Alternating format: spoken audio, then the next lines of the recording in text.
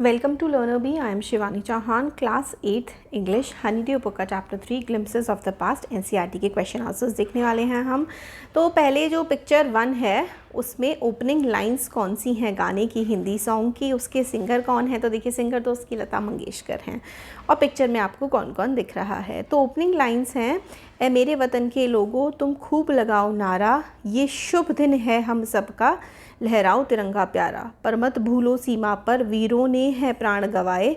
It was sung by Lata Mangeshkar, वीसी Pandit Jawaharlal Nehru, Lal Bahadur Shastri and Mrs Indira Gandhi in the picture. Next है picture 2 जो है, what do you understand by the companies superior.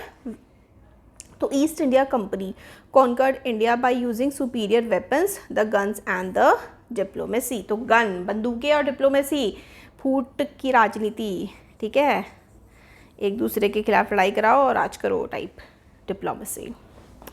Next है who is an artisan, why do you think the artisans suffered. तो इसका answer है artisan is a craftsman skilled in some trade, they suffered because the goods that they produced lost demand in the Indian market. Indian और foreign दोनों market में उनकी demand खत्म हो गई थी। जो हाथ से काम करने वाले कारीगर थे, फिर फैक्ट्री मेड गुड्स प्रोडक्ट्स आने लगे थे, इसलिए आर्टिसंस की स्किल की वैल्यू कम हो गई थी। Which picture according to you reveals the first sparks of the fire of revolt. तो कौन सी पिक्चर आपको बताती है कि पहली बार जो रिवोल्ट हुआ था। तो पिक्चर 7 जो है उसमें है ना 1857 का जो रिवोल्ट हुआ था उसके बारे में बात करती है वो। क्वेश्चन है देखो, do you think the Indian princes were short sighted in their approach to the events of 1757। आपको क्या लगता है कि इंडियन प्रिंसेस जो थे उनको मतलब शॉर्ट साइटेड थे, उनको ज़्यादा समझ में नहीं आ रहा था कि इवेंट्स जो हुए थे 1757 में।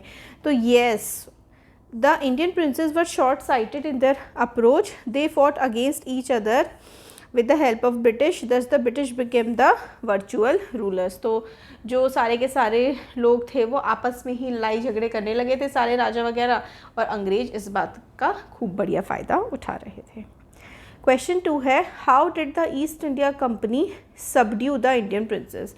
ईस्ट इंडिया कंपनी ने इंडियन प्रिंसेस को कैसे दबाया।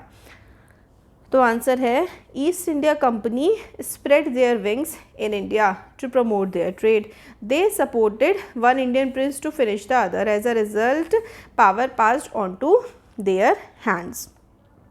तो एक को क्या किया, एक के साथ हो गए, दूसरे से लड़ाई कराई, फिर तीसरे से लड़ाई कराई और अंत में खुद ही राजा बन गए।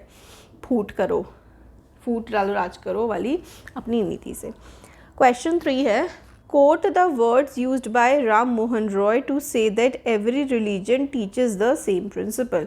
हर धर्म सेम ही बात सिखाता है, ये राजा राम मोहन रॉय ने कैसे बताया, कोट किया। The words of Raja Ram Mohan Roy spoken to his wife were, cows are of different colors but the color of their milk is the same, different teachers have different opinions but the essence of every religion is same।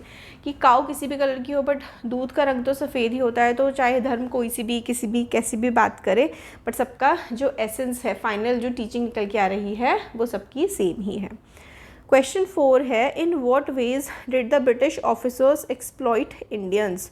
तो British officers ने Indians को किस किस तरीके से exploit किया। तो answer है British rulers passed a resolution under which Indian could be sent to jail without trial in a court, the goods manufactured in England were exempted from custom duty, the officers prospered on the company's loot and their private businesses flourished।